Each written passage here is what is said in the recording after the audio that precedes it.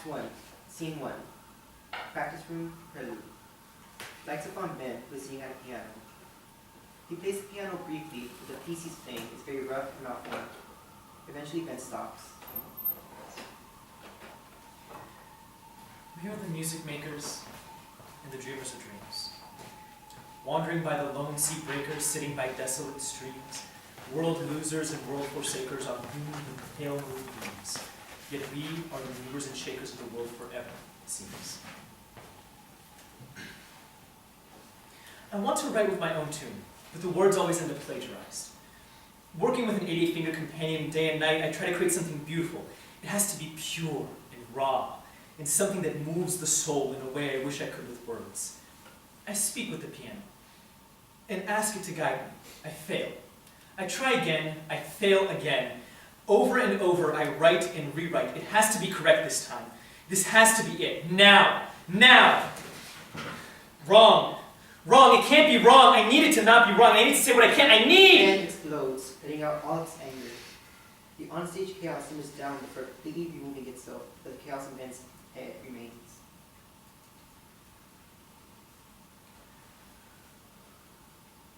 It's a dark place that comes to me, and I'm afraid. I can't move, can't speak beyond the soft whisper. I try to claw my way out, but all that happens is I fall deeper into the bleakness of my mind. It envelops me, it scares me. It makes me feel alone. Adam and Perdita enter.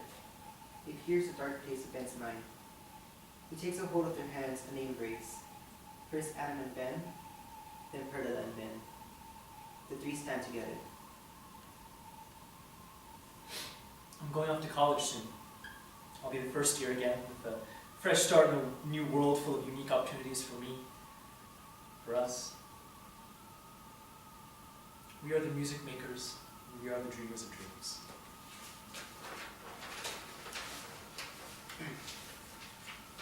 Scene 2, College Dining Hall. It's the second week of September. Lights on a girl sitting at a table, preoccupied with her laptop, Allura. She has muted the outside world to get her work done. Ben enters, looking for somewhere to sit. There are plenty of empty spots.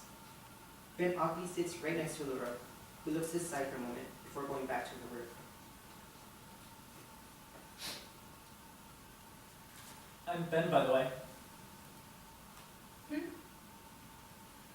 I'm Ben. Hi.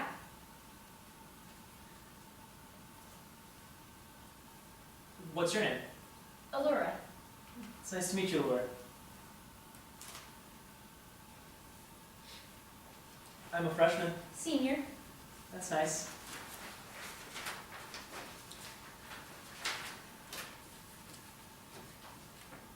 Can I ask you a question, Allura? I kind of prefer if you didn't. Okay. It's just that it's a really important thing that's been worrying me for a while now, and I could really use some advice. What is it? Well, my best friend's name is Adam, and we've been friends for probably about 3 years now. We met in sophomore year of high school. Skip the unnecessary exposition. Right, sorry. I ramble a lot. It can get really bad, actually. And you're getting off topic. Sorry, I apologize a lot, too. It can... Anyway, Adam has an older sister who I never really thought was very nice, but recently I've been thinking about her a lot and how smooth her skin is and how much I wish I could run my hands across it and... Sorry, too much information. Yeah. I mean, Adam's my best friend, and I wouldn't want to date his sister. His friendship means too much to me. The only reason I'm any good at the piano is because of all the hours he spent teaching me. Hell, I probably wouldn't even be a writer if it wasn't for him. Music writer, to be specific. Well, composer is probably the proper word. Classical mostly, but not important. The point is, he's been there for me, and I've needed him most, and I don't even know where I'd be without him. That's nice.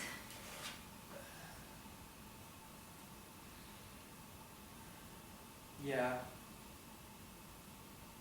And I mean, it's not like I would ever do anything. I'm very serious about not cheating, so I would never do anything like that. It's just, it makes me nervous is all. Did I mention Perdita? She's my girlfriend.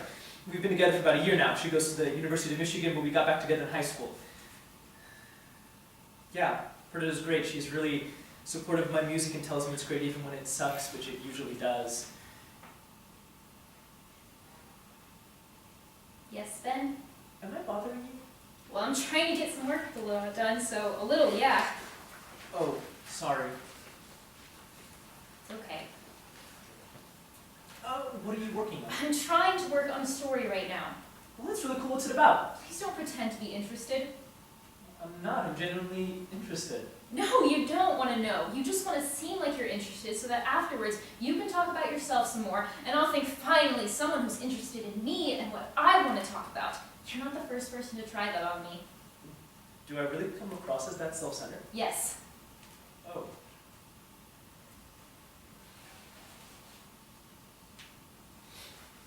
I want to read your story. No, you don't. Yes, I do. No, you don't. No one does. I'm not no one, at least I don't think I am. And I like to think that I'm someone, albeit someone nosy and frustrating, but also someone with genuine interest. It's not very good. I don't care. You won't like it. I think I will. Okay. Allura exits. Ben centers himself. Scene 3. FaceTime call. It's the last week of September. Ben takes out his phone. He goes to Perda's contact page and video chats with her. The phone should ring several times before she finally picks up. Hey, you. Hey Benny, How are you? I'm alright. How about you? Good. How's Michigan? I feel like we haven't talked in ages. Ben, we talked on the phone yesterday. Well, yeah, but that wasn't really talking. I mean, we said words to each other. I posed questions. You answered them, but we didn't go into any more detail than that, you know? It was more like an interview than a conversation. Geez Ben, how am I supposed to respond to that? I'm sorry, okay? I've been busy with schoolwork. None of us can just loll around playing on keyboards. And you know, I hate it when you act all pretentious like that. It's not artsy or poetic or anything, it's annoying. Dida, you know that my music's important to me. It's music, Ben. You sit at a keyboard and hit notes. Meanwhile, I have a calculator, 3 papers, and a presentation all this week. Are you really gonna tell me those are equivalent? It is to me. Well, then you're the only one who thinks that.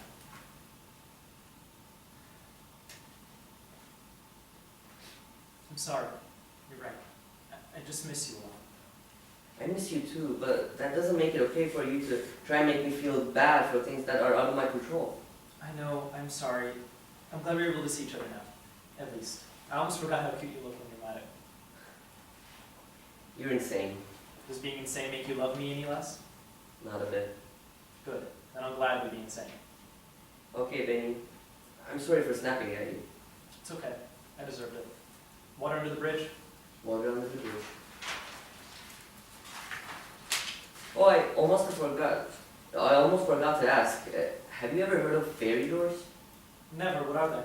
They're these beautiful miniature doors that just pop up every now and then in different towns all over the country. I found one at the public library near my school. I'll send you a picture I took. A bar on the top of Ben's phone appears, showing Perda's text. Ben opens it and focuses in on the picture, which is of a beautifully intricate miniature door of a person, presumably a friend of Perda's, in the image for scale. That's beautiful. And no one knows who makes them? Not a clue. They can't be opened either. No one knows what's on the other side of them. What if they're portals that take you from one end of the world to the other? Or maybe to entirely different planes of existence, but with magic and wonder. What if it was a doorway from you to me? A connection that didn't require satellites and telephone wires. One step forward and I'd be there and you'd be here. I'd like that. I missed you. Perda's phone goes off with an alarm. Oh shoot, I need to get going. I'm sorry. I know we just started talking, but a couple of my friends from class are coming over here to swim study. I promise I'll call you later. It's okay. I'm sorry. No, it's nothing about you. There's nothing to be sorry for. Trust me, I'd much rather be talking to you than these annoying snubs. Okay, Perdita. Before you go though, I wanted to ask you about your... If you're going to ask about the meds ban, I don't want to talk about it. I'm just worried about you, Pete. I know, I just can't do this right now. I promise we'll talk about it later. Okay. Have fun studying. Bye, Benny. Perdita hangs up. Things have been hard for Perdita since going to college. She doesn't really trust people, so being away from friends she can lean on has been a challenge, to say the least. Or rather, that's what I think. That's what I'm worried it is, because that's the one thing I can't help her with, and the last time I saw her like this... No, this isn't nearly that bad. She can still smile. Back then she couldn't even smile. 6th grade. Enter Perdita, opposite band, separated by time. Hi, is it okay if I sit with you? Jefferson's math class. I'm Berta. What's your name? She had just moved in town, didn't know anyone yet. It's nice to meet you, man. We became good friends. The next year, Oh, hey, Ben. Sorry, I haven't talked to you much lately. Wanna hang out later? we met up for half an hour before she had to go. Let's do this again sometime. We'd get together to do homework, but never for long and never just to chat. 2 years later, freshman year, Hey, I'm sorry, I gotta get to class. I'll text you later. she never texted.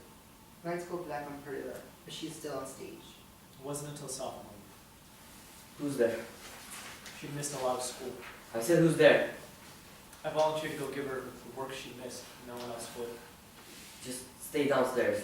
I'll be down soon. I waited in the living room for 15 minutes. Lights up on Perdita, wearing the large sweater and holding her arms. Thanks, man. Her hands were tinted red when I gave her my notes. It's nothing, okay? I just spilled some nail polish. Then blood dripped down her sleeve.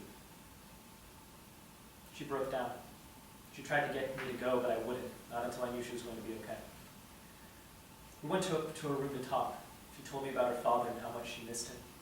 She told me about the parties she went to, how scared she was about what the boys would do to her, how she didn't know why she kept going back. Eventually she stopped crying. Thank you, Ben.